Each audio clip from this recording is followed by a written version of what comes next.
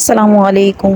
آج کے وظیفے میں، آج کی دعا میں آپ لوگوں کو کوئی وظیفہ نہیں دوں گی، بلکہ آپ لوگوں کو میں دعوت دے رہی ہوں کہ میرے ساتھ دعا میں شامل ہو جائیں، درود شریف پڑھیں اور دعا مانگیں۔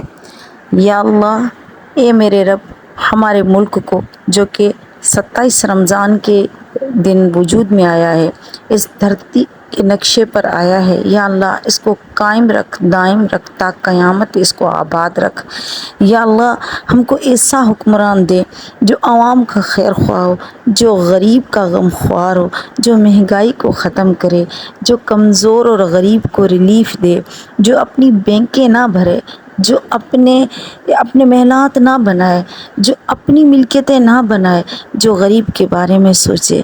یا اللہ، جو بے روزگاری کو ختم کرے، جو بدامنی کو ختم کرے، جو مہنگائی کو ختم کرے، جو کرپشن کو ختم کرے، ظلم اور جبر کے جو سائے پاکستان کے اوپر منڈلا رہے ہیں، یا اللہ ان ظلم اور جبر کے اس اندھیروں کو ختم کر کے انصاف اور عدل اور خوشحالی کا سورج طلوع کرے۔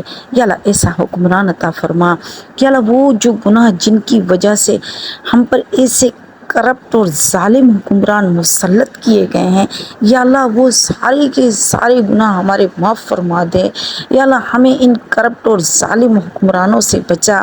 یا اللہ جو پاکستان کو تباہ برباد کر رہے ہیں، یا اللہ ان سب کو تباہ برباد کر دے، نیست و نابود کر دے، ان کی نسلوں کو ختم کر دے۔ یا اللہ پاکستان کو روشن مستقبل عطا فرما۔ یا اللہ پاکستان کی عوام کو، پاکستان کے نوجوان کو بہترین روزگار عطا فرما۔ یا اللہ ان کو بہترین مستقبل عطا فرما۔ یا اللہ ان کو عدل عطا فرما، انصاف عطا فرما۔ پاکستان میں رہتے وہ خود کو سیف فیل کریں، سیفٹی عطا فرما ان کو۔ یا اللہ اپنی حفاظت یہاں پر عطا فرما، دین کی، ایمان کی، مال کی، جان کی، اور اس ساری جو سیفٹی ہے یا اللہ وہ ساری عطا فرما۔ اس کے علاوہ یا اللہ پاکستان کو ترقی عطا فرما، پاکستان کو ترقی یافتہ ملکوں میں شمار فرما۔ ہمارے ملکوں سے یہ جو جبر، ظلم، مہنگائی، زبردستی، کرپشن، ان سارے نظاموں کو ختم کر دے گا اللہ۔